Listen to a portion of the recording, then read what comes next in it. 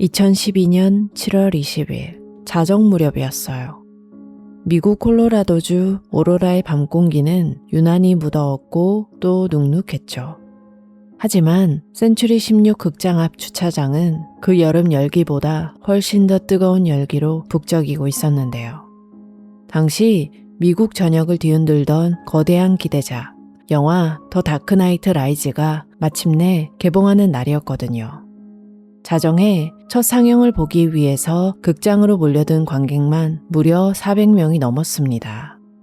좋아하는 영화 캐릭터 의상을 입고 모여든 청년들, 나란히 팝콘을 들고 들어서는 연인들과 친구들, 그리고 오랜만에 심야 영화를 즐기러 나온 가족들까지 다들 잔뜩 들뜬 표정으로 시원한 에어컨 바람이 불어오는 9번 상영관의 좌석을 채우고 있었죠. 영화가 시작되고 한 20분쯤 흘렀을 때예요.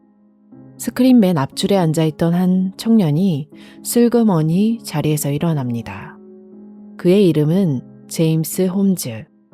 그는 스크린 바로 옆에 있는 비상구 문을 열고 천천히 밖으로 나갔는데요. 밖으로 나가면서 아주 치밀한 행동을 하나 해둡니다. 문이 완전히 닫혀서 잠기지 않도록 주방에서 쓰는 작은 플라스틱 식탁보 고정용 집게를 문틈 사이에 살짝 끼워둔 거였죠. 어둡고 시끄러운 상영관 안에서 그 작은 행동에 주목하는 사람은 아무도 없었어요. 그저 화장실에 가거나 전화를 받으러 나가는 관객 정도로 생각을 했거든요. 그리고 약 10분 뒤인 새벽 12시 30분경 살짝 열려있던 비상구 문이 덜컥하고 다시 열렸습니다. 근데 문을 열고 들어온 남자의 모습은 조금 전 나갔던 평범한 대학생이 아니었어요. 머리부터 발끝까지 온통 검은색 방탄 헬멧, 가스 마스크와 방탄복, 심지어 목 보호대와 방탄 레깅스, 전술 장갑까지 전쟁터의 특수부대처럼 완벽하게 무장한 상태였습니다. 하지만 관객들은 그 기이한 차림을 보고도 전혀 공포를 느끼지 못했어요. 당시에는 코스튬을 입고 영화를 보러 온 관객들도 많았고 극장 측에서 마련한 이벤트 연출인가? 아니면 누가 장난치려고 퍼포먼스를 하나? 하고 다들 흥미로운 눈빛으로 바라보고만 있었습니다. 일부 관객들은 심지어 비웃거나 작게 킥킥거리기까지 했죠.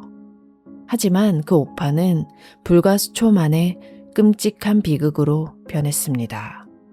남자가 주머니에서 깡통 하나를 꺼내서 관객석을 향해 던졌거든요. 치익하는 날카로운 소리와 함께 매캐한 연기가 사방으로 뿜어져 나왔어요. 에어컨 바람을 타고 순식간에 번져간 최루가스는 관객들의 눈과 목을 사정없이 찔렀고 상영관 안은 온통 콜록거리는 비명과 재채기로 가득 찼죠. 눈을 뜨지 못해서 허우적거리는 관객들 앞으로 남자가 고쳐 쥐어든 총구가 향했습니다. 가장 먼저 12게이지 산탄총이 천장과 관객석을 향해 불을 뿜었어요. 곧이어 100발짜리 거대한 드럼 탄창이 장착된 AR-15 반자동 소총이 연달아 난사되기 시작했죠. 어둠 속에서 최루가스를 뚫고 번쩍이는 주황색 총구하여 고막을 찢을 듯한 폭음이 상영관 벽을 울렸습니다.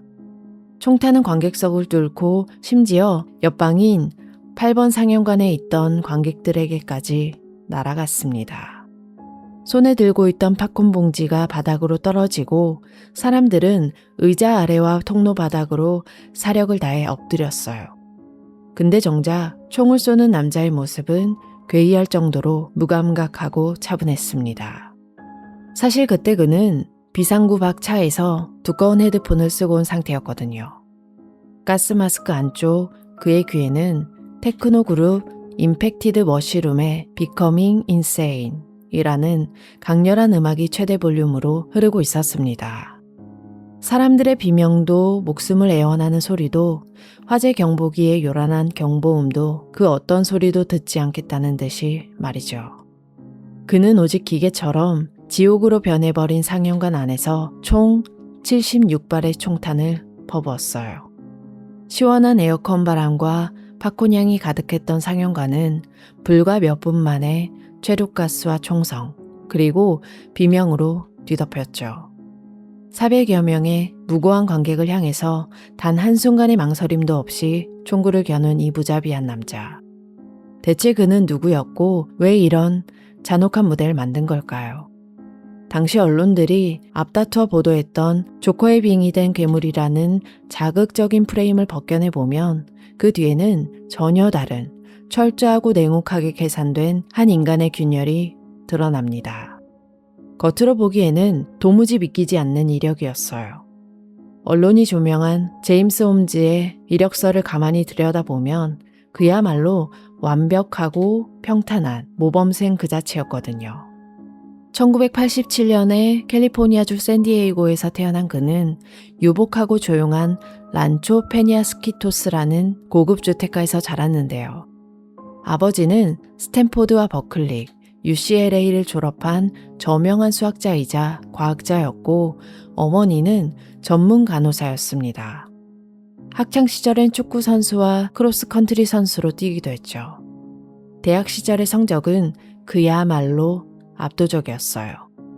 캘리포니아 대학교 리버사이드에서 뇌과학을 전공하면서 4.0 만점에 3.949라는 놀라운 평점을 받는데요. 학과 상위 1%라는 최우수 성적으로 졸업하게 되죠. 미국 대학에서 공부를 가장 잘하는 우등생들만 가입한다는 최고 권위의 학회, 파이 베타 카파 회원이기도 했고요. 당시 대학 교수가 작성한 추천서에는 그를 가리켜서 지적이고 감정적으로 성숙한 리더라는 극찬이 적혀있기까지 했습니다. 이후 2011년에는 콜로라도 주립대 안슈츠 메디컬 캠퍼스의 뇌과학 박사과정에 진학하게 되는데요. 미국 국립보건원으로부터 2만 달러가 넘는 연구 보조금까지 받을 정도로 미래가 촉망받는 엘리트 뇌과학도였습니다. 하지만 이 화려하고 완벽해 보이는 이력서 뒤에는 아무도 몰랐던 깊고 어두운 균열이 도사리고 있었습니다. 그의 내면은 이미 어린 시절부터 서서히 무너져 내리고 있었거든요. 사실 홈즈는 11살이라는 어린 나이에 첫 자살 시도를 하고 정신과 상담을 받았습니다. 당시 어린 홈즈를 극심한 공포로 몰아넣었던 건 자신의 환각 속에 나타나는 존재들이었어요. 밤마다 벽을 망치로 내리치는 것 같은 환각을 보면서 이를 네일 고스트라고 부르고 무서워했죠.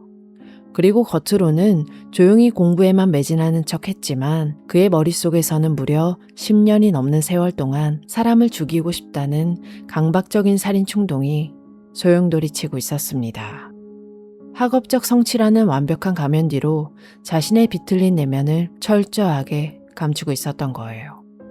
무려 10년이에요.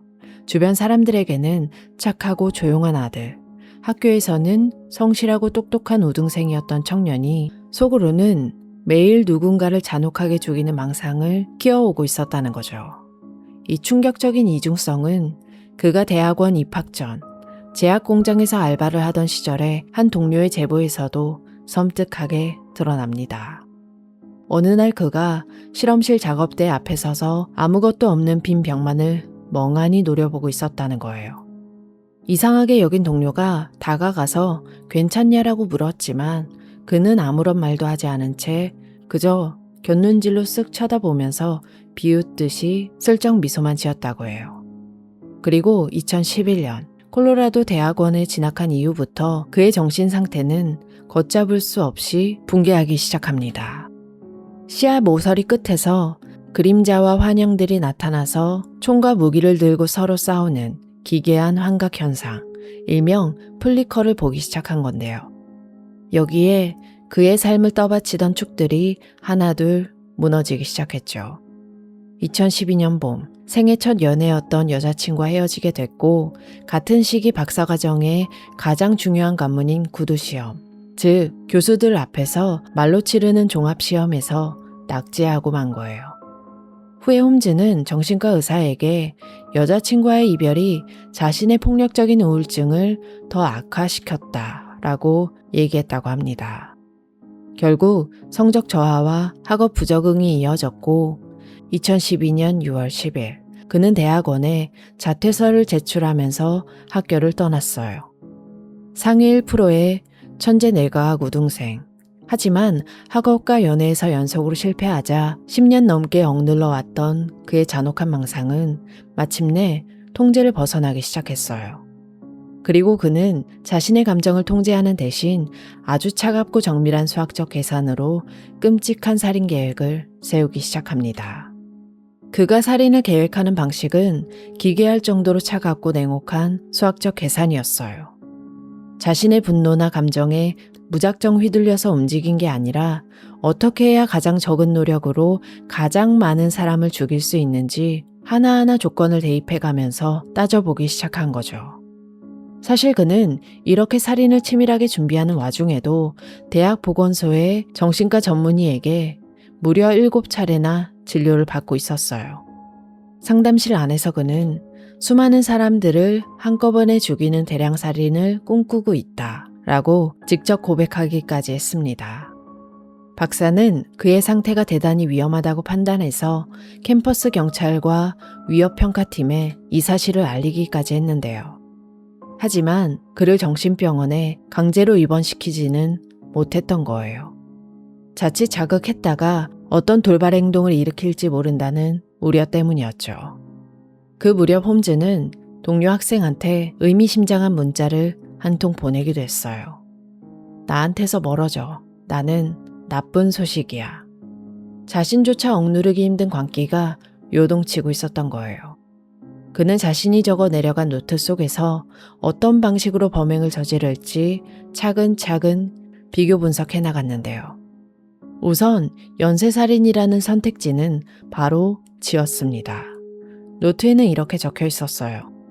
너무 개인적이고 증거가 많이 남고 쉽게 잡히는데 정작 죽일 수 있는 수는 적다.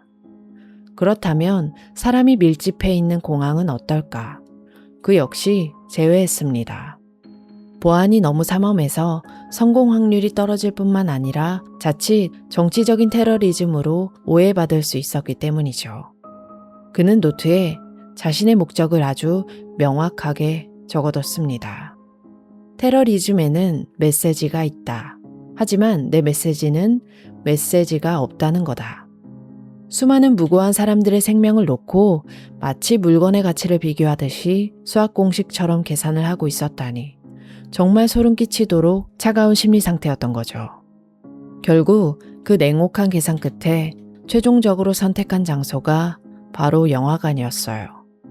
비상구를 이용하면 문을 잠그기가 쉬워서 관객들이 도망치지 못하게 막을 수도 있고 짧은 시간 안에 가장 많은 희생자를 낼 수 있다는 계산이 선 건데요. 게다가 그는 자정상영회를 일부러 골랐습니다. 어린 아이들을 죽이고 싶지 않다는 이유로 어린 관객이 적은 13세 이상 관람가 등급, 즉 PG-13 영화의 자정상영을 범행 시각으로 선택한 겁니다. 살인의 장소와 시각, 대상까지 모두 철저한 계산 끝에 결정된 거였죠. 장소가 정해지자 무기와 탄약을 끌어모으기 시작했습니다.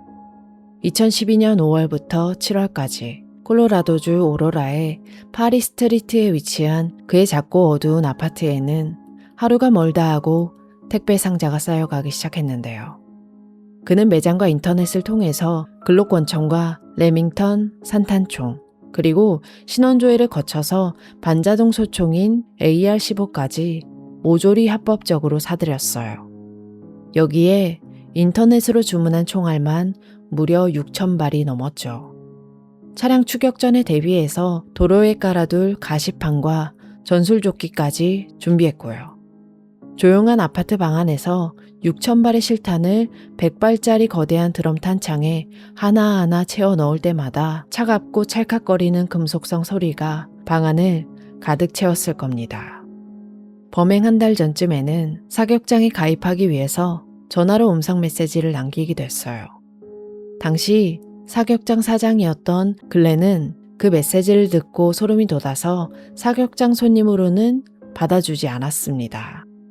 낮게 웅얼거리는 목소리가 마치 영화 속의 기괴한 악당처럼 너무나 이상하게 들렸기 때문이에요. 하지만 사격장에 가지 못했어도 그의 테러 준비는 차질 없이 진행됐어요. 2012년 7월 19일, 범행을 불과 수시간 앞둔 시점, 홈즈는 그동안 자신이 세운 살인 계획과 기괴한 사상이 빽빽하게 담긴 노트를 봉투에 넣고 자신의 정신과 의사였던 박사 앞으로 등기 우편을 보냅니다.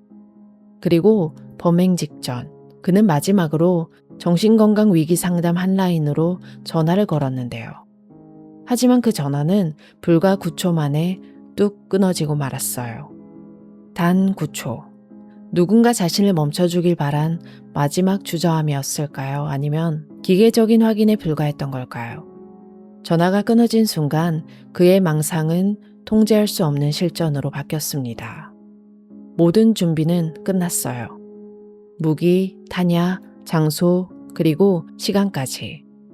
그는 자신의 모든 생각이 담긴 노트를 우체통에 넣은 뒤에 400명이 모여있는 극장 9번 상영관 비상구로 향했습니다. 비상구문 바로 뒤.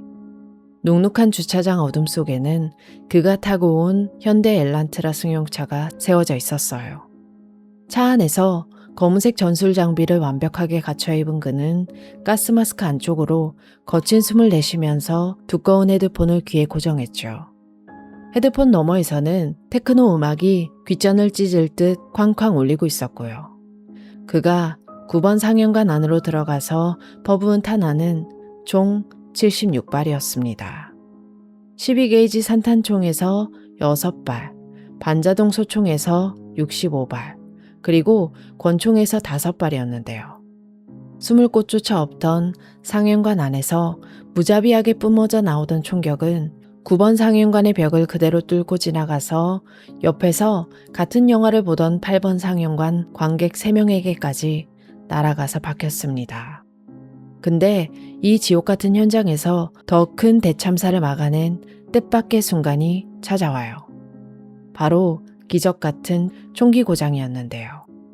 그가 들고 있던 AR-15 반자동 소총에는 무려 100발을 한 번에 쏘아댈 수 있는 거대한 드럼 탄창이 끼워져 있었는데 만약 그 100발이 고스란히 다 난사가 되었다면 희생자는 수십 명이 더 늘어났을 거예요. 근데 65발째를 쏘는 순간 탄알이 총구 안에서 턱하고 걸리면서 탄창이 완전히 먹통이 되어버린 거예요. 소총이 고장나자 그는 총을 바닥에 내던지고 권총을 꺼내 들었지만 이 탄창 고장 덕분에 맹렬했던 총격의 기세가 크게 꺾이면서 무수한 목숨을 구하게 된 거죠. 그 악몽 같은 비명과 가스 연기 속에서도 가슴 뭉클한 인간의 순간들이 있었습니다. 총성이 울리자 망설임 없이 사랑하는 약혼녀의 몸 위로 엎드렸던 군인들. 그리고 어린 딸의 몸을 자신의 온몸으로 감싸 안은 어머니까지. 스스로 방패가 돼서 타인을 살려낸 숭고한 희생이 이어졌어요. 새벽 12시 38분, 비명으로 가득 찬 첫 911 신고 전화가 접수됐고 불과 90초 만에 첫 경찰 순찰차가 현장에 도착하는데요. 하지만 극장 주차장은 도망치려는 관객들의 차와 혼비백산한 사람들이 뒤엉켜서 그야말로 극심한 아수라장이었어요. 차량이 꽉 막히는 바람에 구급차가 극장 뒤편 비상구 쪽으로 전혀 진입을 하지 못하는 절체절명의 위기 상황이었죠. 이때 현장에 가장 먼저 도착한 경찰관 중에 한 명이었던 스티븐이 대담한 결단을 내립니다. 구급차를 기다릴 시간이 없다고 판단하고 피를 흘리는 중상자들을 순찰차 뒷좌석에 싣고 인근 병원으로 직접 쌩쌩 달리기 시작한 거예요. 이 빠른 대처 덕분에 골든타임을 지켜낸 희생자들이 정말 많았습니다. 새벽 12시 45분, 범행이 시작된 지 불과 15분 만이었어요. 극장 뒤편 주차장, 자신의 차 옆에 가만히 서 있던 홈즈를 제이슨 순경이 발견했습니다. 머리부터 발끝까지 정교한 방탄 헬멧과 전술 장비를 차고 있었기 때문에 경찰은 처음에 그를 동료 경찰이나 특수부대원으로 착각했을 정도였죠. 하지만 그의 손에 들린 무기와 이상한 분위기를 감지하고 곧바로 권총을 누르면서 제압에 들어갔어요. 근데 제압당하는 그 순간에도 홈즈는 단 한 번의 저항조차 하지 않았습니다. 총을 쏘아대던 광기는 온데간데 없고 이상할 정도로 차분하고 담담한 태도였어요. 눈동자는 초점을 잃은 채 텅 비어 있었고 마치 자기 일도 아닌 건너편 남일을 보듯이 멍하니 쳐다보는 눈빛이었죠. 불과 몇 분 전까지 12명의 목숨을 앗아가고 70명을 피투성이로 만든 범인이라고는 도무지 믿기지 않는 얼굴이었습니다.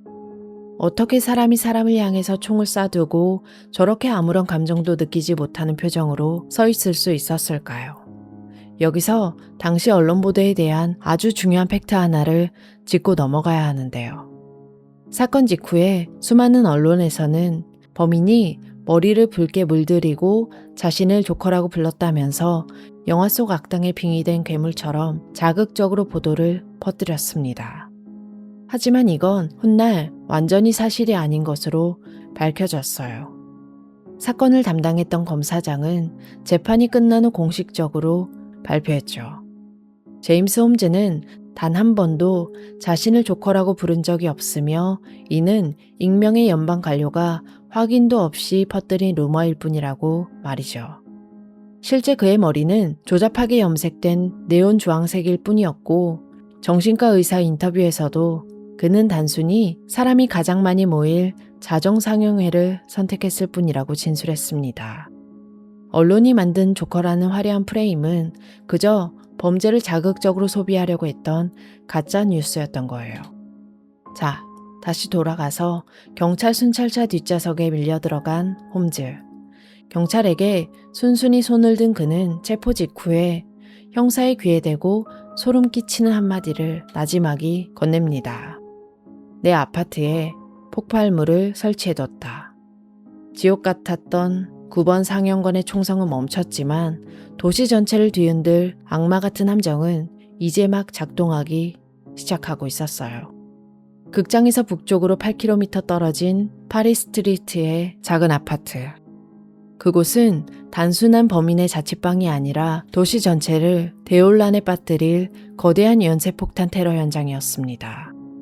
체포 직후 경찰이 긴급히 진입을 시도했던 그의 아파트 안에는 무려 30개가 넘는 수제 유리병 폭탄과 110리터의 가솔린이 작은 방 안 가득 촘촘히 설치되어 있었는데요.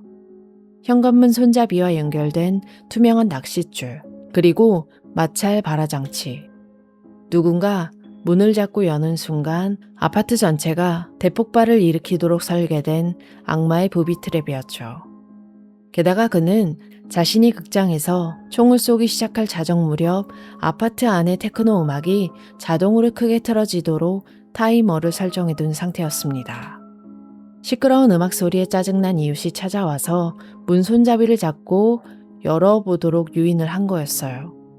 실제로 그날 밤 시끄러운 음악 소리에 이상함을 느낀 한 여성 이웃이 그의 집 문 앞까지 찾아갔었거든요. 근데 문이 아주 살짝 열려있는 걸 보고는 순간 오싹하고 불길한 직감이 들어서 문 손잡이를 잡지 않고 그대로 발길을 돌렸던 거예요. 만약 그 이웃이 무심코 문 손잡이를 당겼다면 아파트 단지 전체가 화염에 휩싸이고 수십 명의 무고한 주민들이 목숨을 잃었을 거예요. 하지만 이 직감적인 대피 덕분에 결국 인근 5개의 건물 주민이 모두 대피했고 두꺼운 방호복을 입은 폭발물 처리반과 원격 로봇이 진입해서 하루가 넘는 작업 끝에 이 위험천만한 폭탄들을 무사히 해체할 수가 있었습니다. 체포 이후에 진행된 재판은 무려 3년이라는 긴 시간 동안 지루하고 치열하게 이어졌는데요. 2012년 7월 23일 그의 첫 법정 출두 모습을 기억하는 취재진이 참 많았습니다.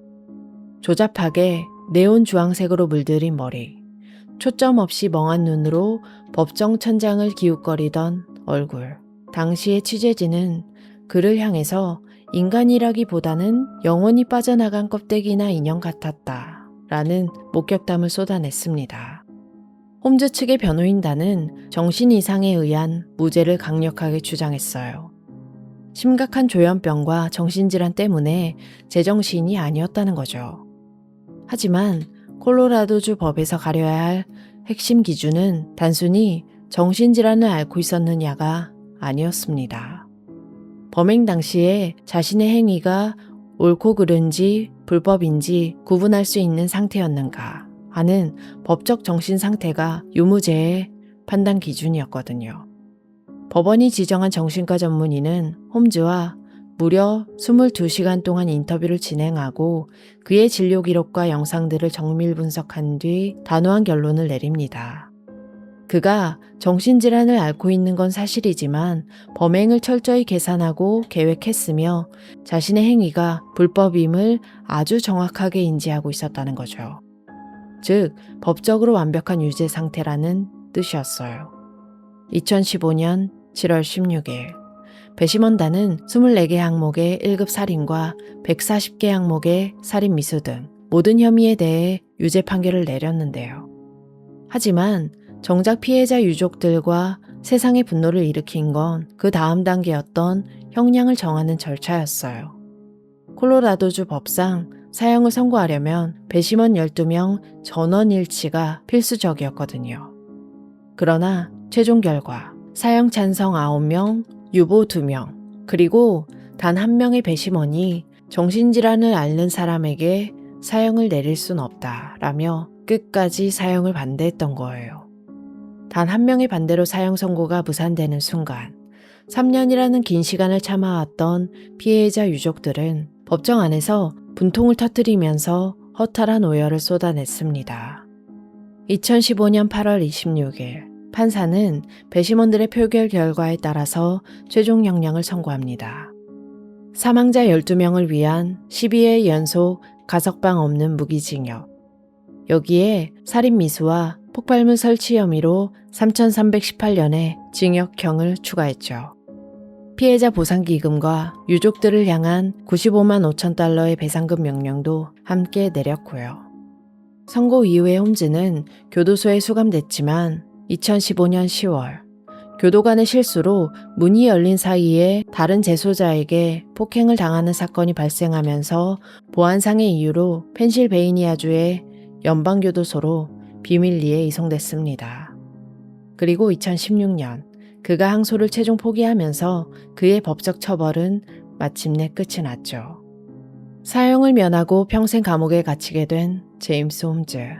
하지만 총성이 멈추고 재판이 끝난 뒤에도 오로라 씨와 남겨진 사람들이 견뎌내야 할 통증은 전혀 사라지지 않았습니다. 비극이 일어난 지 불과 6개월 뒤인 2013년 1월 참사의 현장이었던 시네마크 극장은 건물 이름을 센츄리 오로라로 새로 바꾸고 영화 호빗 상영회를 시작으로 문을 다시 열었어요. 참극이 벌어졌던 9번 상영관은 옆 상영관과 벽을 허물어서 대형 스크린과 입체 음향을 갖춘 최신식 상영관으로 새로 단장했죠. 하지만 사랑하는 이들을 허망하게 잃은 희생자 가족들에게 이 황급한 재개장은 가슴에 또 한 번 깊은 대못을 박는 일이 되었습니다. 유족들은 사랑하는 이들의 피가 묻은 장소에서 또다시 상업적 이익을 취하려 한다 라며 극장의 재개장에 강력하게 반발했고 추모 시위와 함께 대대적인 불매운동을 펼치기도 했습니다. 사건으로부터 6년이 지난 2018년 7월 극장 근처의 인근 공터에 남겨진 사람들의 아픔을 다독여줄 작은 추모 공간이 마련됐어요. 아센티에이트라는 이름의 추모비인데요. 공원 안에는 조각가 두베 블룸버그가 만든 투명하고 아름다운 새 모양의 조형물 83마리가 조용히 하늘을 향해 날아오르는 모습을 하고 있죠. 주변에 둘러선 새들은 그날의 상처를 안고 살아가는 부상자들을 의미하고 중앙기둥 위로 높이 솟아오른 13마리의 투명한 새들은 안타깝게 목숨을 잃은 12명의 희생자와 세상의 빛을 보지 못했던 태아를 상징하고 있습니다. 그리고 이 사건이 남긴 가장 뜻깊은 유산 중에 하나가 있습니다. 바로 총탄 속에서 약혼녀를 구하고 세상을 떠난 사망자 알렉산더 테베스의 부모님이 시작한 노 노토리어티, 즉 범인에게 명성을 주지 마라 라는 캠페인인데요. 사건 직후에 언론들이 범인의 기괴한 행동이나 자극적인 가짜뉴스에 집착하면서 그의 이름과 얼굴을 하루 종일 도배하듯 보도했습니다.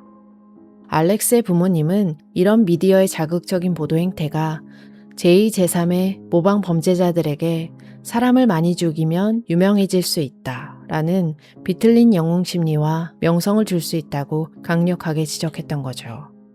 그래서 언론을 향해서 목소리를 높여서 요구하기 시작했어요. 범인의 이름과 사진, 기행을 자극적으로 조명하는 대신 오직 희생당한 이들의 아름다운 삶과 이름만을 기억해달라고 말이에요.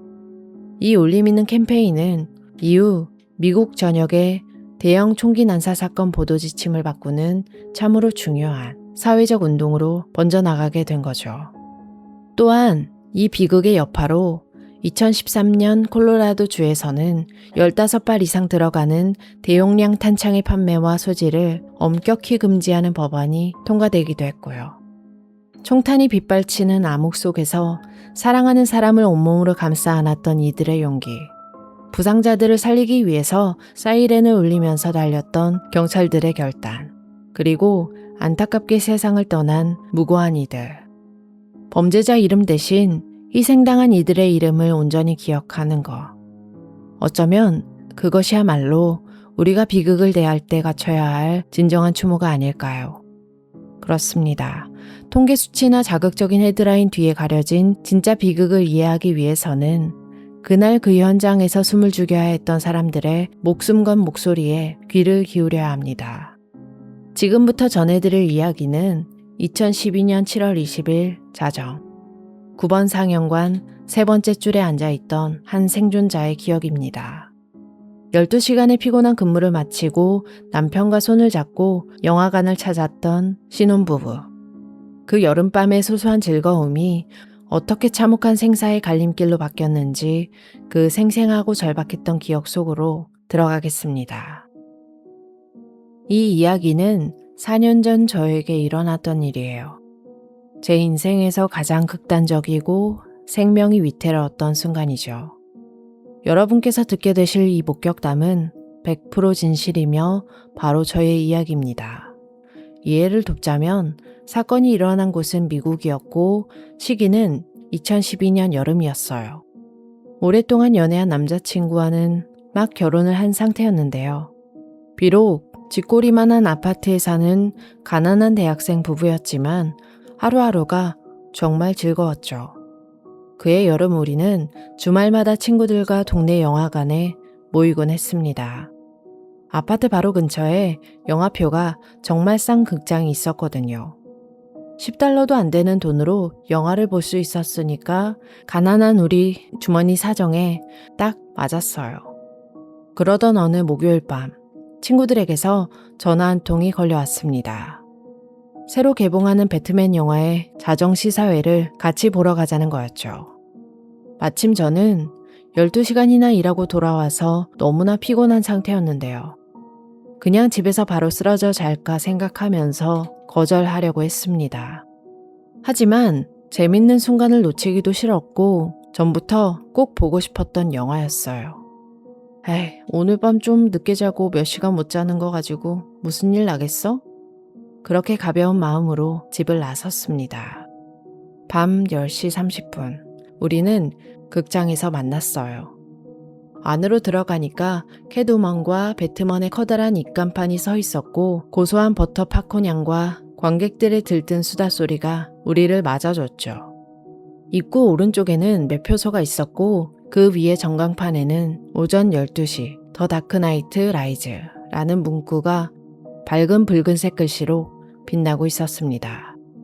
혹시나 표가 매진될까 걱정했던 친구 한 명이 낮에 미리 표를 끊어둔 덕분에 우리는 줄을 서지 않고 바로 검표원에게 갔는데요.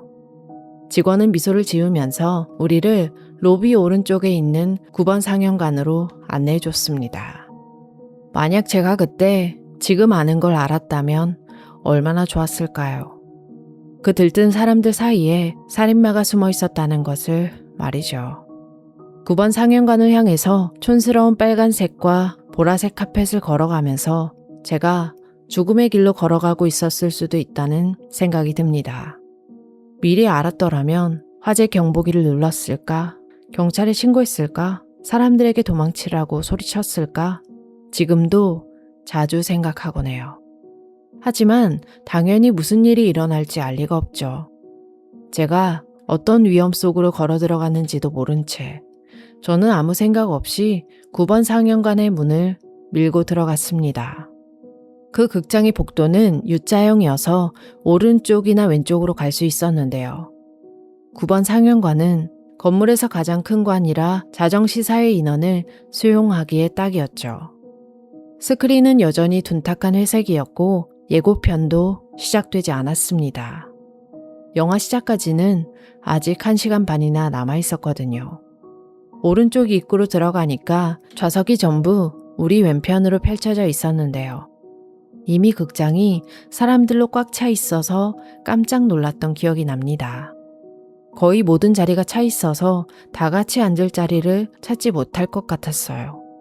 스크린 바로 앞 평평한 구역에 5줄 정도 좌석이 비어있긴 했지만 맨 앞자리는 너무 불편해서 아무도 앉고 싶어 하지 않았습니다. 그때 한 친구가 계단식 좌석이 시작되는 곳에서 3, 4번째 줄 위쪽 5자리가 연달아서 비어있는 것을 발견했더라고요. 우리는 다른 사람이 앉기 전에 얼른 계단을 올라가서 자리를 잡았습니다.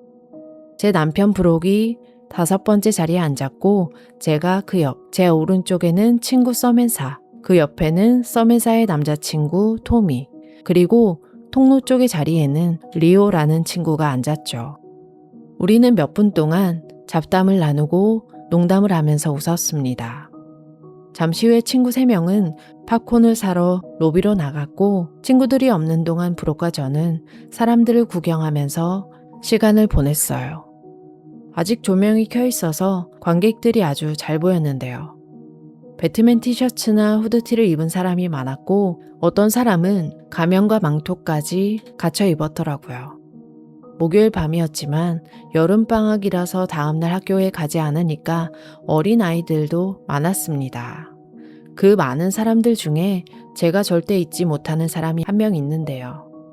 우리와 같은 줄, 몇 칸 떨어진 곳에 앉아있던 어린 여자아이였어요. 금발의 파란 눈을 가진 정말 귀여운 아이였는데 간식을 사러 로비를 몇 번이나 오고 하면서 팝콘을 사들고 돌아오곤 했죠. 상영관 전체가 영화에 대한 기대감과 웃음소리로 가득 차 있었습니다. 한참을 기다린 끝에 마침내 조명이 어두워지고 예고편이 시작됐어요. 늘 그렇듯이 매점에서 간식을 사라는 안내와 휴대전화를 진동으로 바꾸라는 안내, 그리고 비상구 위치를 확인하라는 애니메이션이 흘러나왔죠. 턱시도를 입은 못생긴 CGI 고양이 캐릭터가 영화관에 앉아있는 안내 영상이었습니다. 저는 스크린 양옆에서 초록색으로 빛나는 비상구 표시 등을 그냥 무심하게 바라보고 넘겼어요. 그 뒤로 기억나는 예고편은 맨 오브 스틸 하나뿐이었어요. 그리고 마침내 영화가 시작되자 상영관 안은 환호와 박수 소리로 가득 찼어요. 화면에 더 다크 나이트 라이즈라는 제목이 크게 떠올랐고 악당 베인이 비행기를 납치하는 첫 장면이 이어졌죠. 저도 아주 흥미진진하게 보고 있었습니다. 하지만 영화가 조금 조용해지자 제가 얼마나 피곤했는지가 떠오르더라고요. 무려 20시간 동안 깨어 있었으니까 졸릴 만도 했죠. 저는 지루한 부분에서 잠깐씩 눈을 붙이기로 했습니다. 배트맨과 캐트우먼이 만나는 장면 동안 저는 거의 눈을 감고 있었는데요. 그러다가 다시 눈을 떴을 때 브루스 웨인이 컴퓨터로 캐트우먼의 정보를 검색하고 있었습니다. 이게 제가 본 영화의 마지막 장면이었어요. 저는 다시는 이 영화의 뒷부분을 보지 못했습니다. 갑자기 상영관의 왼쪽에서 쿵 하는 거친 폭음이 터져 나왔어요. 놀란 저는 소리를 질렀죠. 이상한 냄새가 공기 중에 번지기 시작했는데 마치 폭죽이 터졌을 때 나는 냄새 같았어요. 누가 장난이라도 폭죽이라도 던졌나? 하고 생각하던 그 순간 스크린 오른쪽 아래에서 한 사람의 검은 실루엣이 제 눈에 들어왔습니다. 밝은 스크린 빛을 등지고 서 있는 검은 형체. 그 형체로부터 번쩍이는 불빛들이 연속해서 터져나오고 있었어요. 순간 거짓말처럼 시간이 천천히 흐르면서 온 세상이 기괴할 정도로 조용해졌죠. 저는 완전히 마비돼서 움직일 수도 생각할 수도 없었어요. 뇌가 완전히 정지해버린 것 같았습니다. 무슨 일이 일어났는지 즉시 파악한 남편 브록이 저를 낚아챘어요. 그는 저를 바닥으로 끌어내려서 그 위에 엎드렸고 자신의 온몸으로 저를 감싸 안으며 스스로 방패가 됐죠. 그제야 멈췄던 시간과 소리가 되돌아왔습니다. 상영관 전체에 울려 퍼지는 총성과 사람들의 비명소리. 그 와중에도 영화는 계속 상영되면서 혼란스러운 소리의 폭발을 만들어내고 있었는데요. 제가 본 번쩍이는 불빛이 사실은 총구에서 뿜어져 나오는 총탄이라는 걸 깨달았어요. 온몸에 아드레날린이 치솟았죠.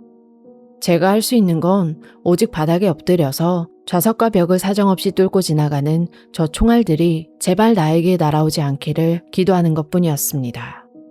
그러다가 파편 하나가 제 머리를 쳐서 머리카락 한 움큼이 잘려나갔고 피가 나는지 확인하려고 손을 대자 뜨거운 금속 파편 조각들이 제 손으로 떨어지더라고요. 저는 천장을 바라보고 있었기 때문에 무슨 일이 일어나는지 전부 볼 수 있었습니다. 계속 상영되는 영화 불빛이 천장과 벽면에서 아른거렸고 제 친구들도 바닥에 엎드려 있었죠. 먹다 남은 팝콘이 바닥 전체에 쏟아져 있었고 친구 리오는 의자 뒤에 몸을 다 숨길 공간이 부족해서 다리가 통로 쪽으로 튀어나와 있었어요. 그때 우리 사이에 있던 컵홀더에 꽂혀있던 서멘사의 물병이 펑 하고 터지면서 제 얼굴로 물이 튀었어요. 매캐한 총탄 연기 냄새가 온몸을 감쌌고 최루가스 때문에 눈물이 쏟아지고 멈출 수 없이 기침이 터져 나왔죠. 그리고 또 다른 냄새가 났습니다. 절대 잊을 수 없는 그 지독하고 비린 금속성 피비린내였는데요. 문득 제 하체가 축축하게 젖어드는 게 느껴졌습니다. 처음엔 터진 물병에서 흘러나온 물인 줄 알았지만 곧 그게 아니라는 걸 깨닫게 됐어요. 그러다가 갑자기 사방이 기괴하게 조용해졌습니다.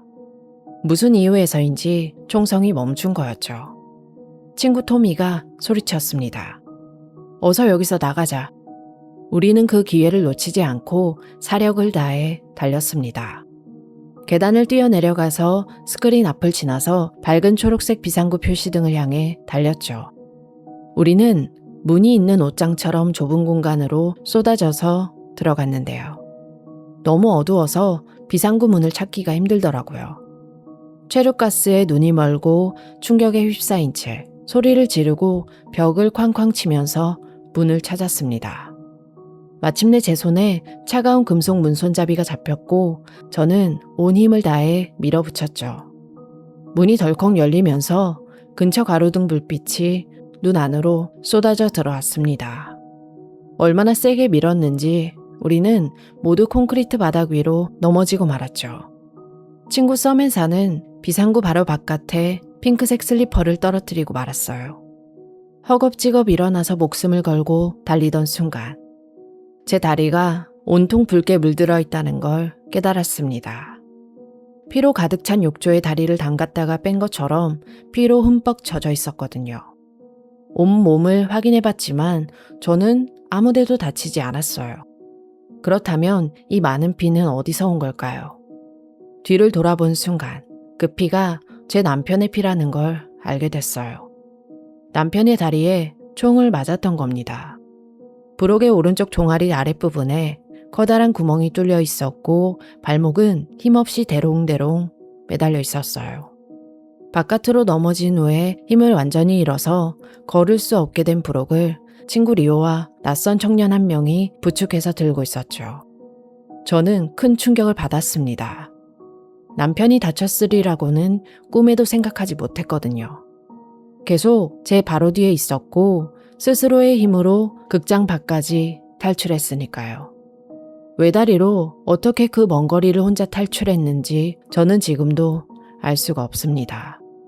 그 순간 제가 내지른 비명소리는 도로 공사를 하던 근처 작업자들의 귀에까지 들릴 정도로 컸어요. 극장 뒤편에는 좁은 주차장이 있었고 그 너머로 잔디밭과 도로가 이어져 있었는데요.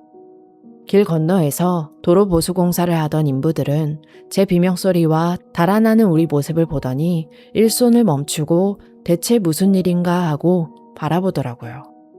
왜 이 장면이 지금까지 생생하게 기억나는지는 모르겠습니다.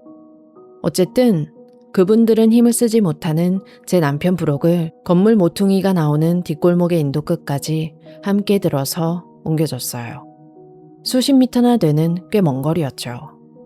남편은 극심한 통증과 탈진으로 더 이상은 못 움직이겠어 라고 말을 하면서 쓰러졌는데요. 그가 바닥에 눕자마자 그 아래로 붉은 피둥덩이가 번져나가기 시작했어요. 뒤를 돌아보니까 우리가 나온 비상구 문에서부터 이곳까지 길게 핏자국이 이어져 있었습니다. 저는 온몸을 떨면서 부룩 옆에 무릎을 꿇고 앉아서 주변을 둘러보며 다른 사람들의 상태를 확인했어요. 친구 토미는 무릎과 골반 쪽에 총을 맞아서 주차장 조금 떨어진 곳에 누워 있었고 제 남편을 도와준 청년도 다쳐 있었습니다. 그 청년 옆에는 부모님이 함께 있었는데 어머니는 벽에 기댄 채 금방이라도 의식을 잃을 것처럼 피를 많이 흘리고 계셨어요. 그 가족도 우리와 같은 순간에 탈출했던 거였죠. 총성이 잠시 멈춘 걸 듣고 목숨을 건 탈출을 감행했던 거예요. 안에서는 여전히 총격이 이어지고 있었으니까 우리는 정말 운이 좋았던 셈이었죠. 저는 입고 있던 셔츠를 벗어서 남편의 다리를 감싸고 피를 막아야 했습니다. 그때 손에 닿았던 시체처럼 차갑고 축 늘어진 다리의 감촉을 저는 영원히 잊지 못할 거예요.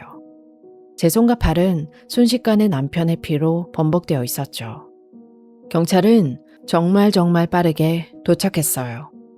바깥으로 나온 지 불과 1, 2분 만에 붉은색과 푸른색 사이렌 불빛이 밤하늘을 채우면서 달려오더라고요. 경찰서가 불과 한 블록 거리에 있었거든요. 한 여성 경찰관이 구급차가 도착할 때까지 제 곁을 지켜줬는데 응급차는 이상하게도 아주 오랫동안 오지 않았어요. 브룩은 가장 나중에 병원으로 이송된 부상자 중에 한 명이었어요. 공사 현장 도로 쪽으로 구급차가 다가오기까지 그는 거의 20분 동안이나 피를 흘리고 있었죠. 그쯤 되자 남편은 거의 대답을 하지 못했고 의식을 잃기 직전이었어요. 덩치가 큰 대원 몇 명이 들것을 들고 잔디밭을 질주해 와서 브룩을 실은 뒤에 기다리던 구급차로 황급히 달려갔는데요. 구급차 안에 이미 다른 부상자가 타고 있어서 공간이 부족한 바람에 저는 함께 타지 못했습니다. 친구들이 어디로 갔는지도 모른 채 저는 혼자 극장 앞쪽으로 방황하듯 걸어갔죠. 피로 물든 제 셔츠와 커다란 피 웅덩이만이 바깥 인도 모퉁이에 덩그러니 남겨져 있었습니다. 군중 속을 걸어가는 기분은 마치 꿈을 꾸는 것 같았습니다. 방금 일어난 일을 도무지 믿을 수가 없었죠. 사람들은 울부짖으며 오열하고 있었고 저처럼 온몸이 피로 덮인 사람들이 수두룩했어요. 그리고 그들 몸에 묻은 피 역시 자기 피가 아니라는 걸 저는 잘 알고 있었죠. 혼자 넋이 나간 채 방황하는 저를 보고 많은 사람들이 곁을 지켜줬고 브록이 어느 병원으로 갔는지 몰라 불안해하자 직접 차로 병원들을 찾아주겠다고 제안하기도 했습니다. 경찰들이 현장으로 밀려 들어와서 안에서 본 것을 물어보는 동안 저는 그 사람들 곁에 머물렀는데요. 주차장 전체가 통제됐고 당분간 아무도 나갈 수 없는 상황이었어요. 새벽 2시쯤이라 바깥은 여전히 아주 어두웠고 민소매와 반바지 차림이었던 저는 극심한 추위를 느꼈죠. 100대는 되어 보이는 경찰차에 사이렌 불빛이 눈이 부실 정도로 번쩍였습니다. 그때 과학수사대라고 적힌 커다란 경찰 차량이 도착하는 게 보이더라고요. 그제야 실감이 나기 시작했죠. 속이 뒤집히고 토할 것 같았지만 저는 어떻게든 꾸역꾸역 참아냈어요. 마침내 경찰이 사람들을 보내주기 시작했고 저는 제 트럭에 올라타 정신없이 그곳을 벗어났어요. 얼마나 패닉 상태였는지 아파트에 들러서 깜빡 두고 온 휴대폰을 챙기거나 부모님께 연락해서 도움을 요청할 생각조차 못했습니다. 분노와 슬픔, 공포, 그리고 거대한 충격이 온몸을 감싸고 있었어요. 첫 결혼기념일을 딱 한 달 앞두고 총을 든 총기 난사범 때문에 브록을 잃게 되는 건가 하는 두려움에 사로잡혀 있었죠. 다행히 날이 밝아올 무렵 남편이 치료받고 있는 병원을 찾아냈어요.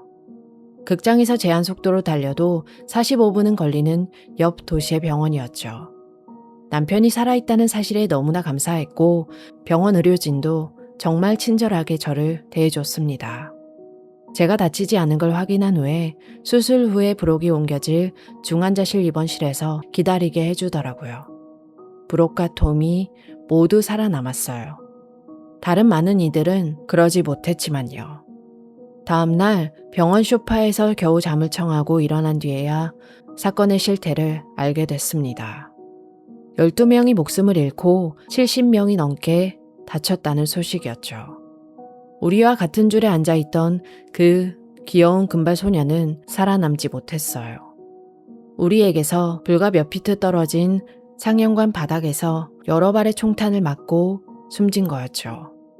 훗날 법정 증언에서 오열했던 한 경찰관이 그 아이를 안고 나와서 병원으로 보냈지만 끝내 살리지 못했다고 합니다.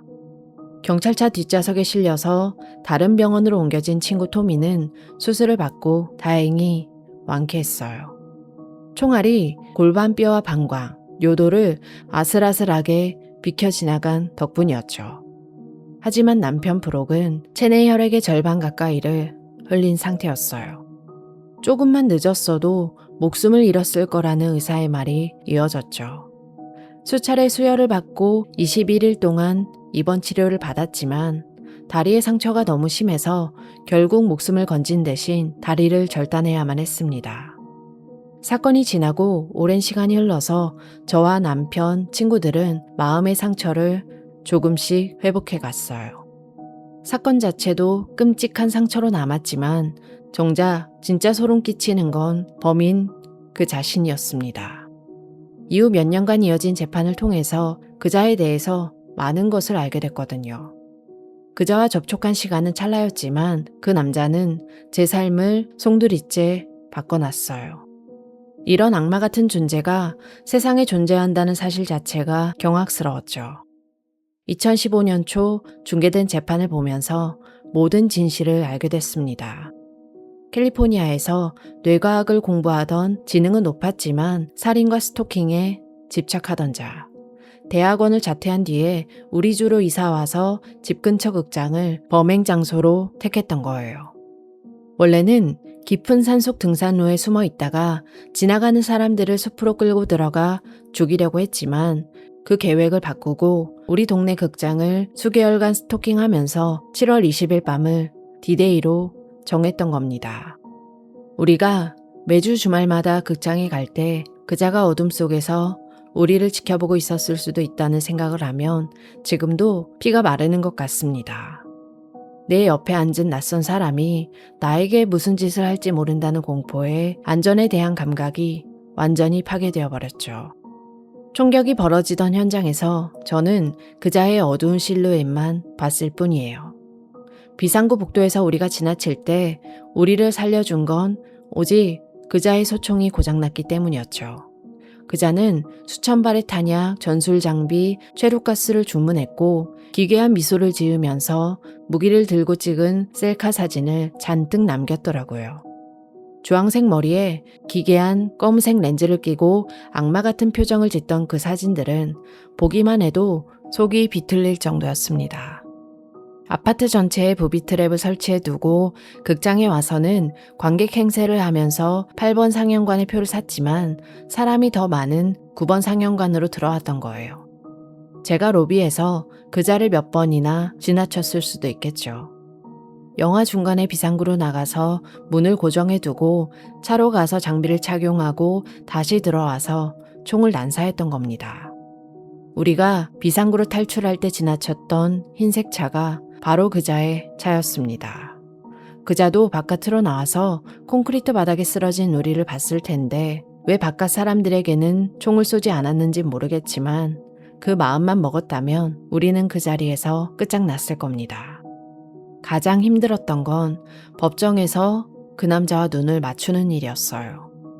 제 이름이 불리고 가족들과 생존자들, 취재진 사이를 지나서 증언대에 섰을 때 불과 3m도 안 되는 거리에 그 남자가 앉아 있었어요. 주황색 머리도 검은 렌즈도 없었지만 그토록 가까이 있다는 사실 자체가 소름 끼치고 거북했죠. 그자의 눈은 그저 텅 비어 있었습니다. 영혼의 창이라는 눈 안에 자신이 살해하고 해친 이들에 대한 차가운 무관심만이 가득 차 있었죠. 저를 쳐다보지도 않더라고요. 나의 목숨을 앗아가려 했으나 실패했고 결국 3318년의 징역형을 받고 영원히 감옥에 갇히게 된 자. 나를 죽이려고 했던 당신에게 말을 전합니다. 수많은 나이트메어를 안겨주고 나의 파라노이아에 불을 지핀 당신. 내 친구들과 가족을 해치고 내 남편이 평생 다리를 절며 살아가게 만든 당신. 산채로 들어갔다가 시신이 되어 나온 6살 어린아이의 순수함과 기쁨을 앗아간 당신. 콜로라도 역사상 최악의 대량 총기 난사를 저지른 당신에게 말합니다. 다시는 만나지 맙시다. 영원히. 감옥에서 평생 썩어가길 바랍니다. 덧붙이자면 다행히 친구 리오와 서멘사 그리고 저는 다치지 않고 탈출했어요. 남편은 비록 한쪽 다리를 잃었지만 생존했고 우리는 서로의 곁을 지키면서 살아가고 있습니다. 오늘 이야기는 여기까지입니다. 안타깝게 희생당한 피해자분들의 명복을 빌겠습니다. 지금까지 고요한 밤이었습니다.